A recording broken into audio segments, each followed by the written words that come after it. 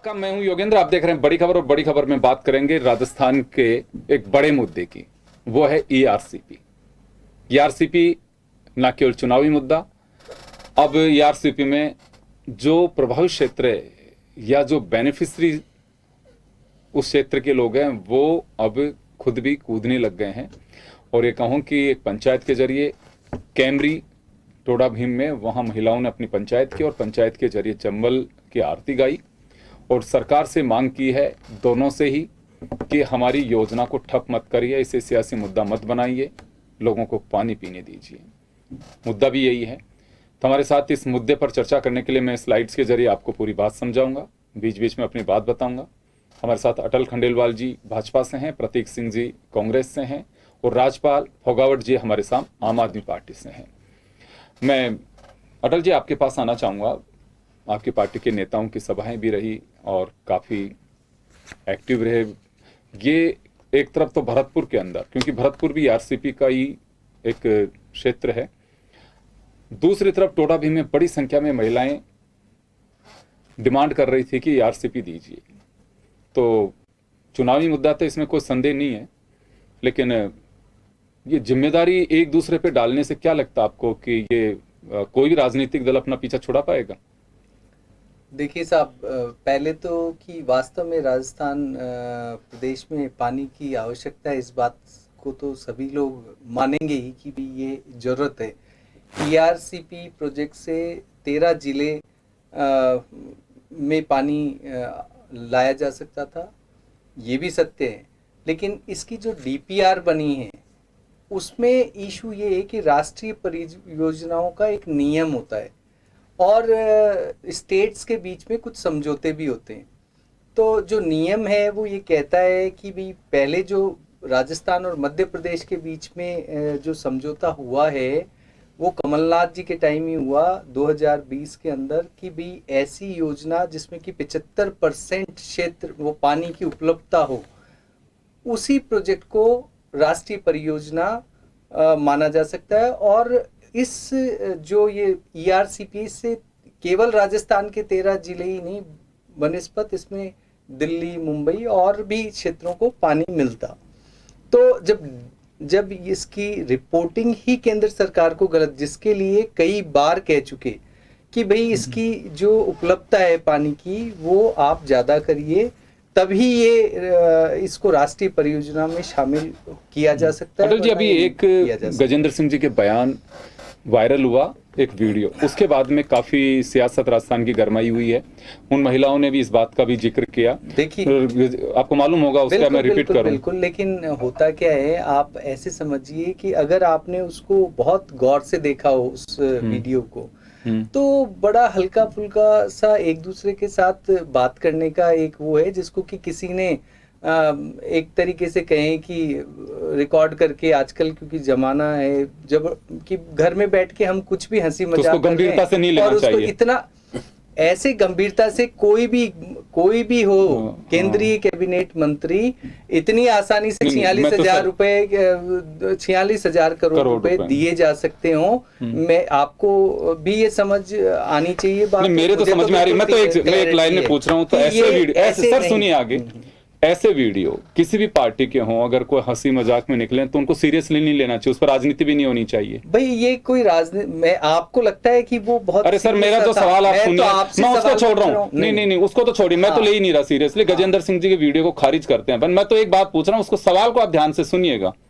कि ऐसे वीडियो हंसी मजाक के, जो जिसको आप गजेंद्र सिंह जी का भी मान के चल रहे हैं, ऐसे वीडियो किसी भी पार्टी के नेता का हो तो उसे गंभीरता से नहीं लेना चाहिए। देखिए इसमें भी या केवल कि बीजेपी का नेता हो तो उसको गंभीरता से नहीं, दूसरे नेताओं को तो लेना ही पड़ेगा। नहीं, इस बात को भी आप थोड़ा सा इस वाकई को समझिए। बिल्कुल आप जो कह रहे हैं कि इसमें ये देखा जाता है, हर चीज में ही जनरली ये देखा जाता है कि इंटेंशन क्या है, या वो कोई नेता है जो बार बार ही इस तरीके के हर प्लेटफॉर्म पे जाकर के और सर एक वीडियो और वायरल हो रहा है अश्विनी चौबे जी का, जिसके अंदर लोग ज्ञापन दे रहे हैं उनको, और उसके अंदर वो कह रहे हैं कि आप सरकार बदल दीजिए, सब कुछ कर देंगे हम। उसको भी गंभीरता से नहीं ले। भाई मैं ऐसा कहता हूं कि अगर आपको लगता है कि इंटेंशनली वो बहुत सीरियस होकर के अगर ये बात जनता के बीच सर लोग में ज्ञापन रखी दे है, रहे हैं उनको, लोग ठीक है। ज्ञापन दे रहे हैं, लोग ज्ञापन और- दे रहे हैं, आपको दिखाऊं आपको वीडियो में, लोग ज्ञापन दे रहे हैं और ज्ञापन देते हुए उनसे कहा गया कि सर ये हमारा ईआरसीपी, तो उन्होंने कहा कि ऐसे भ्रष्ट सरकार को आप पहले हटाइए, उसके बाद में सारे कामों। किसी ने ये भी कह रहा है, उसके आवाज में उस वीडियो में दिख रहा है कि सर आपकी पार्टी का हर नेता ये क्यों कहता है कि सरकार हटाइए उसके बाद ईआरसीपी देंगे। देखिए इसमें भी अगर आप इसकी गहनता में जाएंगे तो वो ये कहना चाहते हैं कि डीपीआर में चेंज करो, और डीपीआर में चेंज कर करके, और डीपीआर में अगर चेंज करना ही होता तो 11 बार सेम डीपीआर केंद्र में भेजने का क्या लॉजिक बनता है, आप ही चलिए बताइए। मैं एक तो आपको करेक्ट कर दो, आगे कहीं आप जाएं तो आप उसको ध्यान रखिएगा। कमलनाथ जी में और राज्य सरकार के बीच कुछ समझौता नहीं हुआ था। कमलनाथ जी ने ऑब्जेक्शन लेटर लिखा था, ये आपके लिए मैं दुरुस्त कर देता हूं आपको। नहीं, आपने कहा कि समझौता नहीं हुआ। और राजस्थान के बीच ये वाला ये समझौता लागू होता है कि भाई 75% पे इन लोगों ने वो समझौता किया था। चलिए तो फिलहाल तो ये मान के चल सकते हैं कि जब नोमन तेल होगा राधा नाचेगी तो ही साफ बात ठीक हो पाएगी। ना ये जो आप कह पा रहे हैं कि वो डीपीआर में चेंज हो पाएगा और ना केंद्र सरकार मंजूरी देगी। आपको अपने पानी को संजो के रखिए, क्योंकि बारिश का महीना है, चुनाव यूं ही चले जाएंगे, नेताओं के बयानबाजी में लेकर आपका पानी अपना है, उसको जरूर बचा के रखे। मैं आपको ये जरूर कहना चाहूंगा। प्रतीक जी आपके पास आना चाहूंगा। प्यास नहीं बुझने वाली राजस्थान के 3.5 करोड़ लोगों के 3 करोड़ 21 लाख लोग जो हैं वो पानी का वेट ही करते रहेंगे। देखिए अटल जी ने बिल्कुल सही बात बोली है कि भाजपा के नेता जो भी बोलते हैं उसको सीरियसली लेना नहीं चाहिए, क्योंकि 2018 के अंदर चुनावों के समय में प्रधानमंत्री मोदी जी दो जगह पे बहुत बड़ी बड़ी मीटिंग्स करते हैं, पब्लिक मीटिंग करते हैं अजमेर में और जयपुर के अंदर, और चिल्ला चिल्ला करके 13 जिलों के नाम लेते हैं, बताते हैं कि कितने 2 लाख हेक्टेयर जमीन को सिंचाई के लिए पानी मिलेगा, 13 जिलों के लोगों को पीने का पानी मिलेगा, और ये ऐसी एक डीपीआर बना के भेजिए। तो वो भी अटल जी को दुरुस्त कर दूं, पहली डीपीआर वसुंधरा जी की सरकार के समय में गई थी 2017 के अंदर।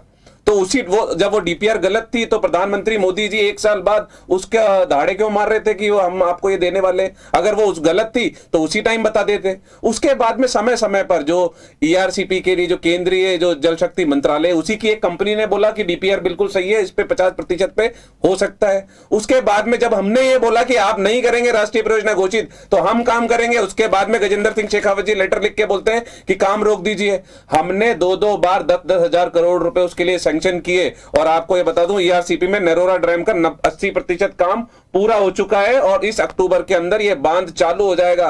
राजस्थान की सरकार का प्रण है ये कि चाहे से ये राष्ट्रीय परियोजना घोषित करें या ना करें, राजस्थान की सरकार उसका काम पूरा करके रहेगी, और उन जो 13 जिले हैं जो पूर्वी राजस्थान के, उनके लोगों को पीने का पानी, सिंचाई का पानी दिला करके लेगी। ये हमारी दृढ़ निश्चय है और इसके ऊपर हम कायम है। चलिए मैं आम आदमी पार्टी का भी रुख लेना चाहूंगा, क्योंकि आप भी प्रदेश में जगह अपनी जमा रहे हैं, क्योंकि करीब 70 से ज्यादा विधानसभा सीट है। इसका जिक्र मैं इस वजह से करता हूं क्योंकि राजनीतिक दल नफा और नुकसान के तराजू में वोट को देखते हैं। बेशक इसे खारिज किया जाएगा, लेकिन होता यही है। आपसे भी जानना चाहूंगा कि पानी के इस मामले में कुछ प्रेशर आप भी बनाएंगे ताकि वो आगे तक पहुंच सके बात।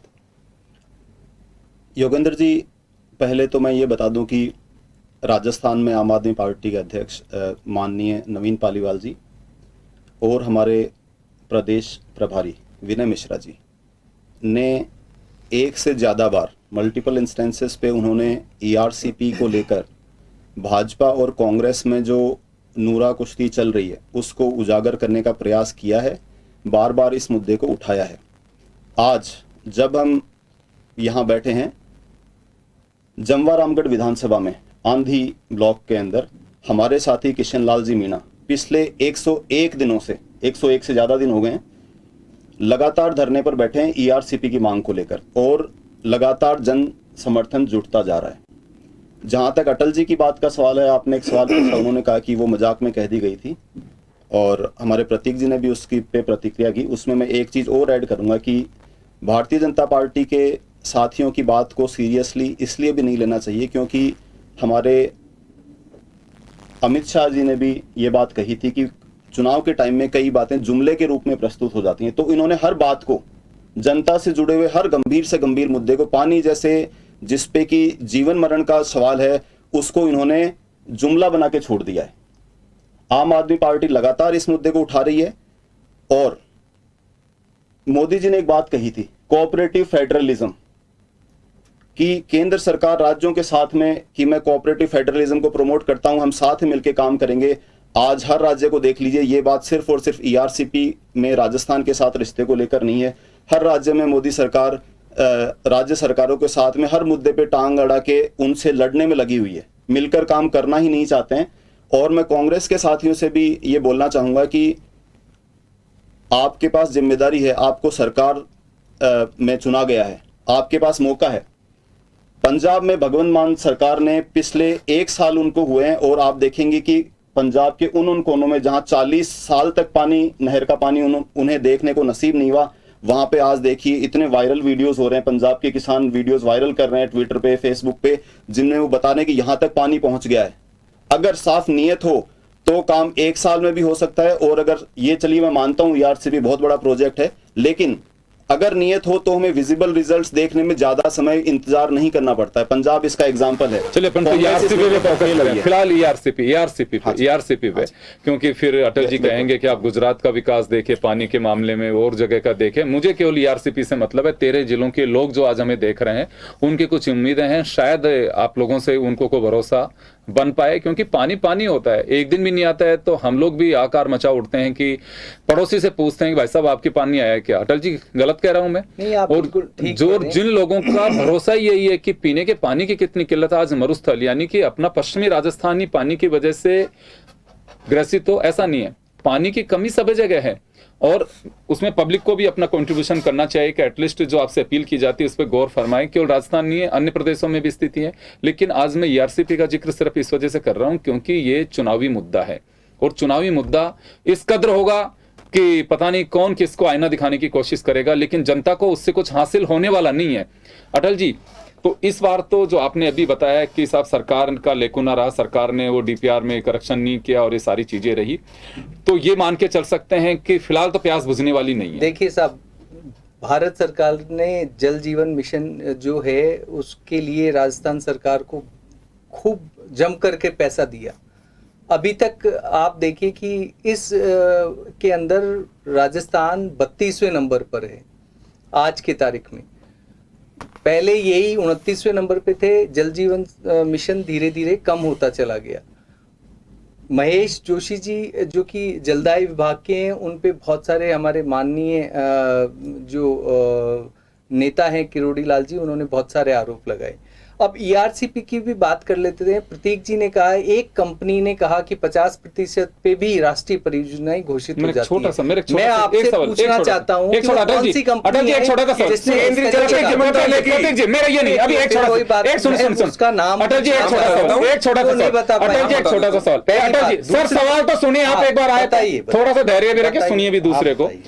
महेश जोशी जी ने एक बात कही, हमने पूछा था कि साहब राजस्थान फिसल करके पीछे चला गया, ये केंद्र सरकार के आंकड़ों में बात आई है। उन्होंने प्रेस कॉन्फ्रेंस की और उन्होंने ये कहा कि ज्योग्राफिकली समझने की कोशिश करनी चाहिए केंद्र सरकार को, और मालूम है उनके लोगों को भी कि हम जो कह रहे हैं किस तरह से फिसल रहा राजस्थान किस मुकाम पे और किस पायदान पे हैं, बहुत अच्छे से जानते हैं। जल जीवन मिशन में हमसे बेहतर काम किसी ने नहीं किया है, लेकिन ज्योग्राफिकली जो डिस्टेंस है वो उसको काउंट करके चल रहे हैं कि वहां पे इतना टाइम लग गया और वहां पे इतना टाइम लग गया। तो ये मालूम होने के बावजूद भी अगर केंद्र सरकार ये बात कर रही है, तो ये महेश जोशी जी की बात बता रहा हूँ, शायद पढ़ा भी होगा आपने। पढ़ा, उसका हमने पढ़ा, लेकिन ये बात करने की है केवल। वास्तव में 2 लाख करोड़ रुपए दिए गए हैं केंद्र द्वारा, 1.5 लाख इन लोगों ने, उसमें से खर्च कितने किए हैं आप बता दीजिए 4 साल में। पहला सवाल। दूसरा सवाल आप ही बता दीजिए, आपको ध्यान है कि कितना? मैं बताऊंगा फिर उसके बाद। आपको मालूम है कितना पैसा खर्च हुआ है? मैं आपसे यही बात करने की कोशिश कर रहा हूं कि आप ये जवाब उनको देना है। कम क्यों हुआ है जवाब ये खर्चा? ये जो आपको मालूम है पैसा कितना खर्च हुआ? कितना इसके अंदर अभी तक 3500 करोड़ रुपए खर्च हुए हैं मात्र।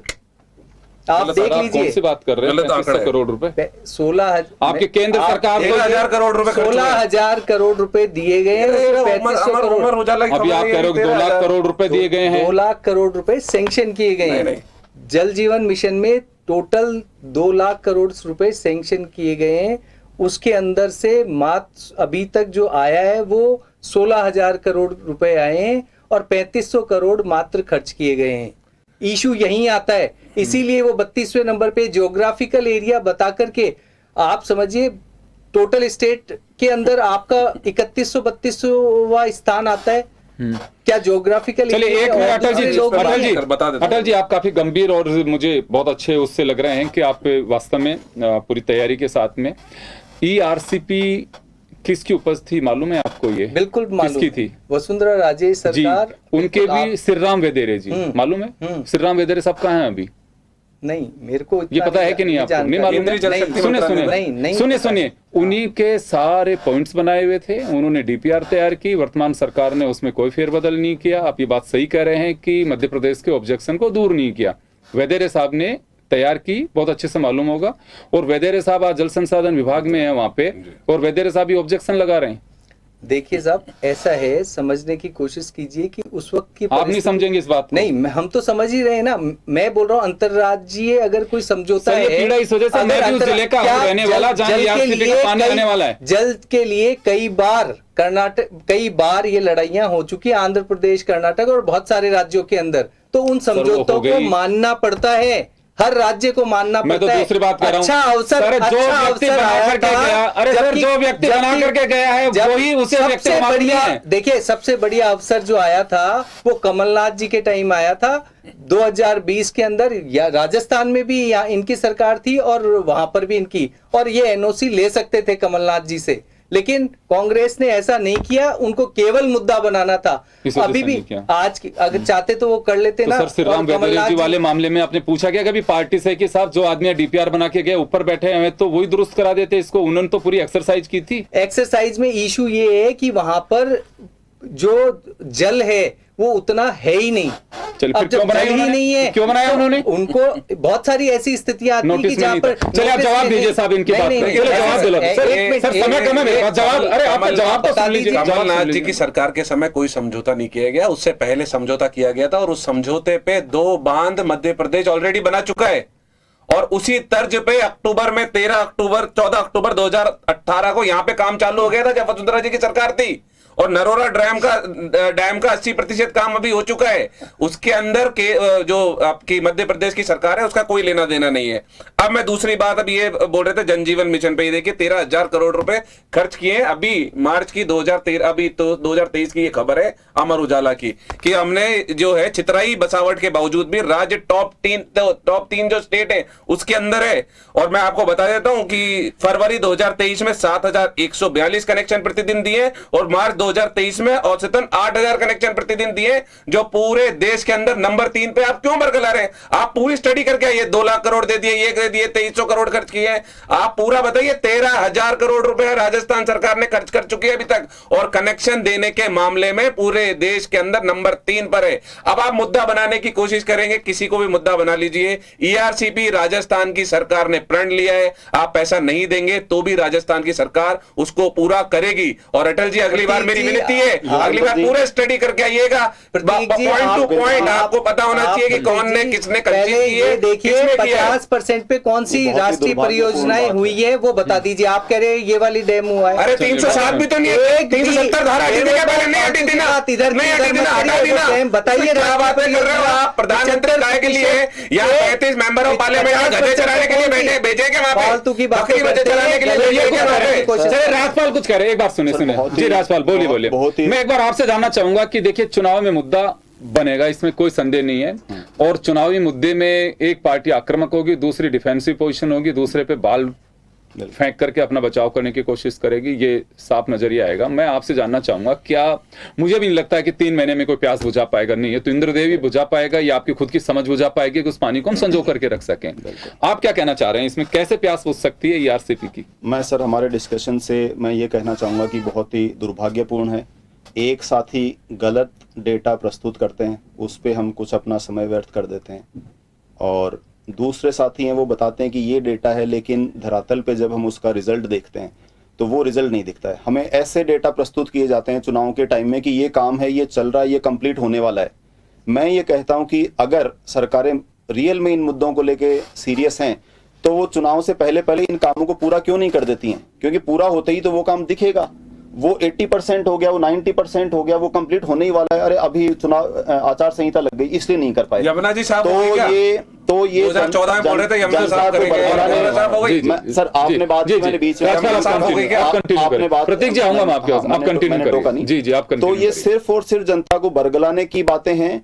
गलत डेटा देना, जनता को बरगलाने का प्रयास करने से राजस्थान की जनता की प्यास नहीं बुझेगी। राजस्थान की जनता की प्यास पढ़े लिखे लोगों की सरकार बनाने से बिल्कुल। सर आप मुझे एक बात बताइए, हमें सुनिए पढ़े लिखे समझदार लोग चाहिए हमें। मुझे बताइए राजनीति में वसुंधरा जी पढ़ी लिखी नहीं है, अशोक गहलोत पढ़े लिखे नहीं है, मेरा मंत्रिमंडल के सदस्य पढ़े लिखे नहीं मेरा है। इशारा कहाँ है, आप सर समझ गए हैं।